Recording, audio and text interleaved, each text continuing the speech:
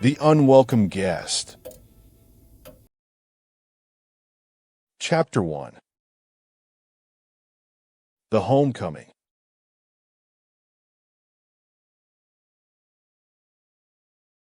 I've spent the better part of a year drifting from place to place, unable to find solace in the emptiness that swallowed me whole after they were taken.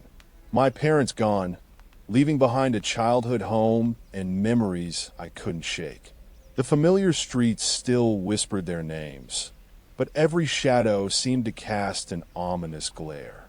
It was time to face what remained of my youth, no matter how unbearable it felt.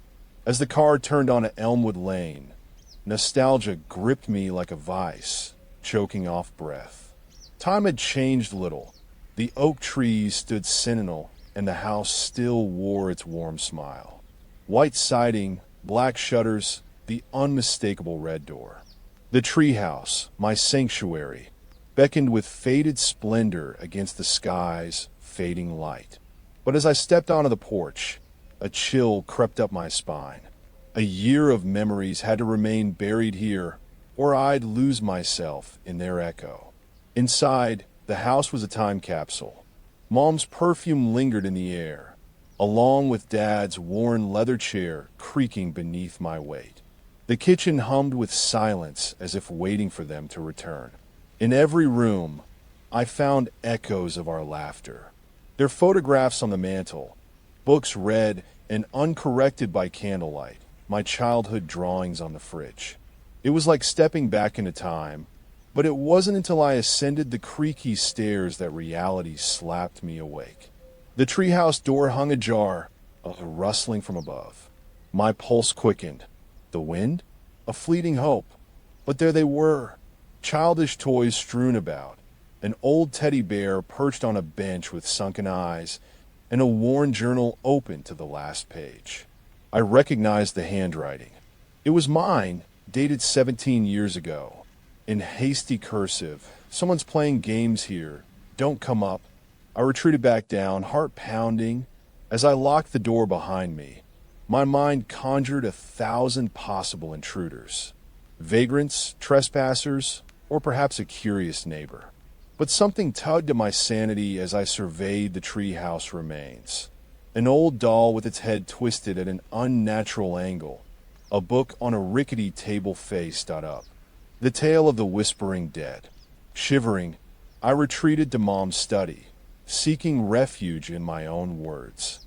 The typewriter clacked under my fingertips as darkness gathered outside. It was then that I noticed it, a faint whisper, a childlike chant. "Come out, Alex. Come play." The hairs on my neck bristled. In the stillness of night, those simple words felt like an invitation from beyond. I pulled up the blinds to gaze upon the moonlit treehouse, shadows dancing against the walls. I had to tell myself it was just the wind. Days passed, weeks, with each visit blending into a haze. The treehouse remained my only concern until I heard it again. "Come out. Come play." Dawn broke as I sat up, disoriented and drenched in sweat. My phone buzzed with an unknown number. "Who is this?" A sigh escaped me. "It's me, a friend from town." Jack's voice was comforting, though our relationship had cooled over the years. He'd been watching my life from afar, knowing when to reach out with a helping hand or a curious message. His visit brought back warmth that I thought lost, and we laughed like teenagers once more. Yet, it wasn't until he suggested inspecting the treehouse that unease crept in. That night, he stood by my side as I ventured up, eyes scanning every corner for signs of trespassers or vandals. In the silence, a faint whisper reverberated. "Come out." Jack whirled around, but there was no one. "Did you hear that?" His grin faltered under my stare, and he shrugged it off with a chuckle. Maybe we were both spooked by the darkness. As we descended, I spotted an envelope clutched to the rickety floorboards. The note inside read, "The game has begun." That night, in my dreams, I played hide and seek with someone who never showed their face.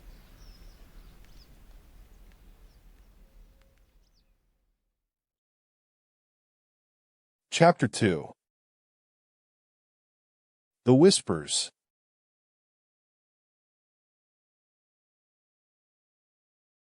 After Jack's visit, the room became a sanctuary from the creeping unease. Memories swelled within its walls. Our laughter, late at night talks by the window, and countless stories of the treehouse kingdom we built together before life got more complicated. I'd almost convinced myself that one visit had scared off any would-be trespassers when my morning routine was disrupted by creaks from above.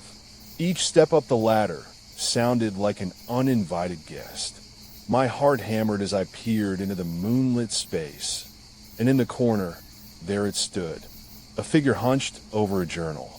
It wasn't until they looked up that I recognized the silhouette of my childhood self, distorted by shadows and curiosity. Their smile didn't. The face elongated into something grotesque before they vanished behind an old quilt, leaving me on trembling legs. My first instinct was to flee, but curiosity won. A hesitant hand reached for the ladder, each rung groaning in protest. Upon entering, I found a child, or so they seemed, huddled amidst toys and books. The child's gaze held something unnatural beneath innocent blue eyes as our eyes met. "Who are you?" My voice trembled. They remained silent, staring at me with an unnerving intensity, the quilt still wrapped around their gaunt frame like a shroud. "Do you live here?" "In my house." They nodded solemnly, and I retreated. One step back, two steps forward. An unsettling grin marred those youthful features as they spoke in a voice not quite childlike. "My name is Jack." "That's mine." I spat, but he or she, or whatever it was, followed me down with measured tread. In the kitchen, I locked myself inside, eyes fixed on the treehouse door. An unspoken understanding made them wait outside while I regained my breath and sanity. When I opened it again, they sat calmly at the rickety desk, the journal now closed. How did you get here?" They shrugged. "I've been waiting," and I felt an icy breeze brush against my neck. As dusk approached, a notebook materialized in their hands. With each turned page, images from our family photo album were etched into its pages. Jack's first bike ride, my birthday cake, them reading with Mom by the fire. It was then I realized that I knew this phantom as well as I knew myself. Yet, an unsettling sense of trespassing settled within me. They'd been watching over what belonged to us for years. The nameless child spoke of living here since they could remember, hiding from darkness that seeped through the doorframe. Their own demons. It claimed me too. Grief and loneliness. The whispers turned into a chorus now, echoing my nightmares. As I prepared dinner on the porch, an envelope slid under my windshield wiper. "Call me out. Come play." There it was again, the chant that had led us here. My guest watched as I unfolded the paper with trembling hands. It housed a single sentence: "Be afraid." It wasn't until that night's visit that they spoke of their existence in full voice. "My name is Malachi." Each morning brought another word, and with each revelation, my bond with him strengthened. Though I knew his presence felt wrong, Malachi spoke of his mother's tales, how this place was a refuge from her whispers in the dark until she vanished. Jack had been the last to see her alive, but I'd never confided it to anyone. One day, they asked about Mom's disappearance, and I found myself sharing everything, every fear. The treehouse door creaked open on an icy morning, and Malachi stood there, face obscured by shadows. As days merged into weeks, he spoke less. They spoke of their world, nightmares born from this place where love stories ended. In that moment, a gust of wind carried the journal page to our feet, leaving a message etched in crimson ink. The whispering dead are near. A chill clawed its way up my spine as Malachi vanished, and I fled for days. He reappeared during breakfast, A shadow watching from the tree's base. My words would have been my mother's. I glanced at Jack on his daily visits. Did he know them too? The whispering was real now. One night, they appeared beside him, eyes aglow in the moonlight. "You see," they whispered back, "I am your mother." I fled home and locked all doors. It was too late when I heard scratching like fingernails raking wood. In the study, huddled under a manuscript, I faced the night's visitor.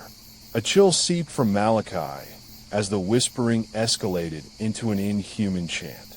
My name, over and over. Their features had softened with each passing day, but remained obscured. They spoke of their mother's tales now, as one voice merged with the whispers. The wood cracked behind me. I spun to face a silhouette with eyes aglow like lanterns in darkness, skin exposed and twisted by shadowed faces that weren't quite human. My heart raced, throat constricting. Malachi stepped into moonlight, or what remained of them after their mother's disappearance. "I have your words," they said, holding out the journal. I reached for it reluctantly as the wind carried an unmistakable whisper. My name. My voice cracked as I spoke aloud. "Alex." In that moment, our bond solidified. We'd both been chosen by this treehouse. For weeks, Malachi shared my mother's stories with Jack while he watched from a distance, leaving me to wonder if the child was all there ever was or if darkness crept in each night, drawing out what was left of them. They spoke of our mother more often than his tales. The next evening, they were waiting for me on the porch steps, eyes alight with an unnatural glow. A silent guardian in the fading light. Jack approached cautiously, and they whispered my name. Not just once or twice, but incessantly until he retreated. Malachi's form shifted. Elongated faces watched from shadowy crevices of their skin.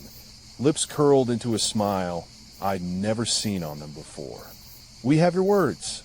It was then that darkness spilled out in swirling tendrils, seeping from the treehouse doorframe as Jack fled up his ladder with an unspoken understanding. The wind carried my name, a chant that grew more fervent until the last syllable when he whispered back, "Alex, Alex," and disappeared into the house. I stared at the journal filled with Mom's stories, every tale but one blank. Malachi whispered it aloud. "Come out, come play."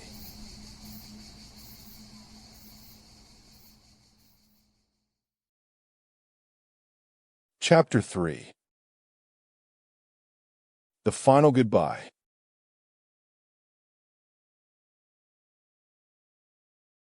The pages were filling up as if the treehouse tales themselves came to life in crimson script. I opened the first page and found my mother's last story. Her tale of two young souls who ventured too deep, never to return. There was a drawing that followed, a face with sunken eyes, skin stretched across bone. Malachi crouched beside me as they read aloud, voice weaving in the night air.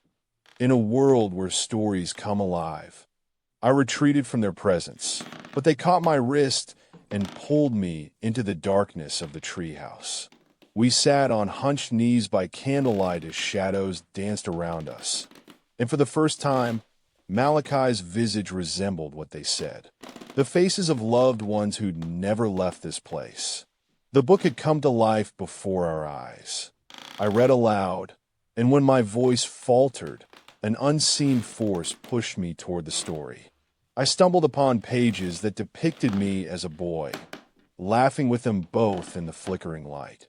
An unsettling beauty unfolded. We became the tale of two young souls who ventured too deep. In the heart of darkness, they found stories that would kill us all. A page turned and Malachi's form blurred into shadowed faces that stretched across bone. Just like my mother's corpse, our bond was forged in tales of love that consumed. The last page bore an image, our names as sunken eyes watching from the void, trapped. A silhouette loomed behind me. I felt cold breath against skin. Malachi's form melted into theirs until only one face remained, a girl with sunken eyes. In the moonlight, I saw her lips curve into a smile and realized we were never alone here. The tale is written, they said before their mouth opened to a single word. Malachi's body shifted like shadowed faces as I backed away from them. They reached for my hand and pulled me toward an abyss of flickering light. There, in the heart of darkness, our words awaited us. Tales that would kill or liberate. I was dragged down into the heart of this place by two faces watching us from the void. The last thing I saw was Malachi's eyes as they closed behind my back, his smile a grotesque grin, until the light faded to nothingness and silence. And yet, there were more tales to tell.